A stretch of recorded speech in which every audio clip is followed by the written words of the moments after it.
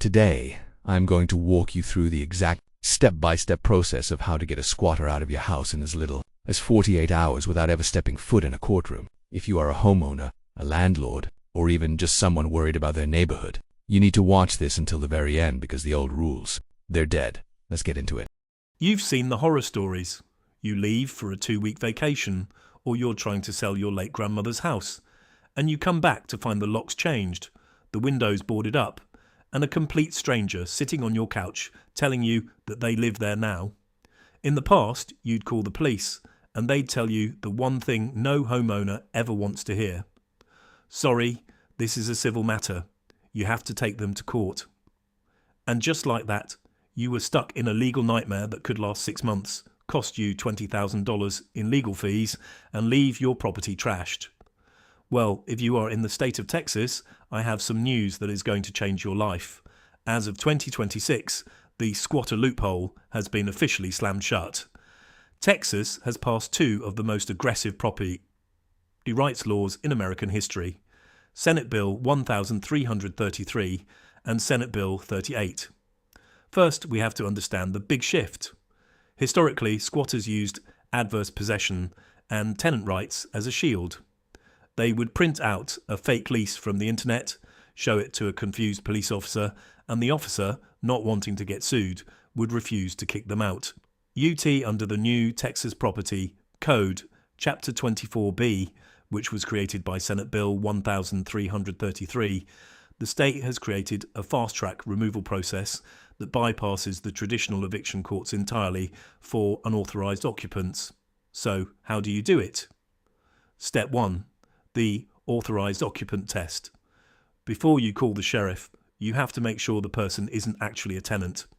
If they are a former tenant whose lease expired, or a family member you let live there, this fast track doesn't apply to them.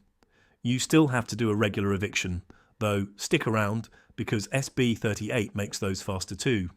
But if this is a total stranger who broke in or tricked their way in, you move to Step 2. Step 2. The sworn complaint.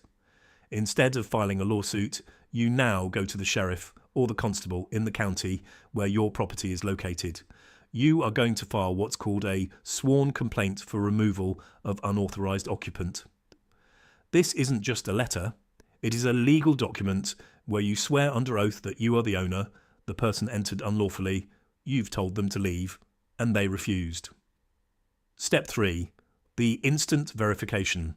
This is the game changer. Under the new law, the sheriff's office is required to verify your ownership immediately. They check the property records, they see your name on the deed, and they verify that there isn't already a pending lawsuit between you and the squatter. Once they verify you are the owner, the law says they must, and I quote, without delay, serve a notice to vacate. In the old days, a notice to vacate gave them weeks.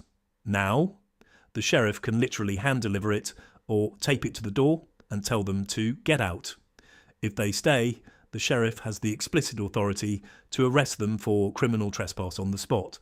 No more civil matter excuses. Step 4. The lock change. Here is my favourite part of the 2026 law.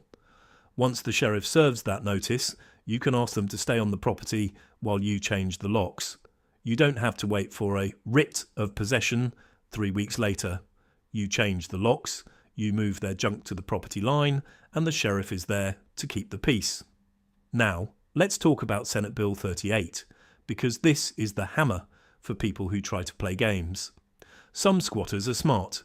They try to file counterclaims or appeals just to stay in the house for free. SB 38 ended that. In Texas now, if someone wants to appeal an eviction, they must pay the rent into the court registry while the appeal is happening. If they don't pay, the appeal is automatically dismissed. No more free rent for 6 months while the court date gets pushed back. Also, the timelines have been compressed.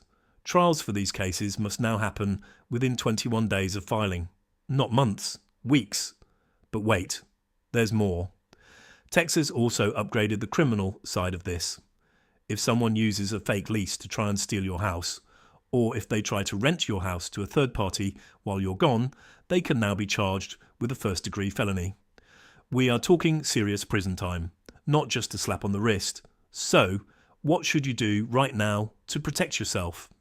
First, keep a digital copy of your deed and your ID on your phone or in a cloud drive.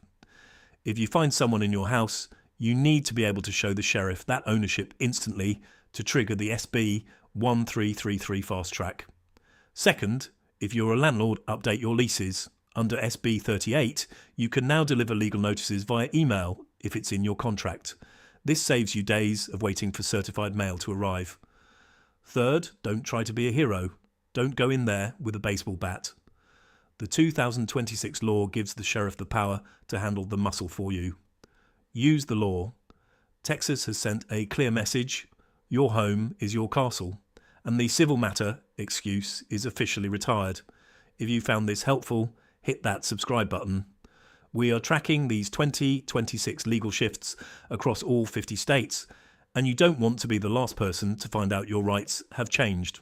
This is the Bureaucracy Bypass, and we'll see you in the next one.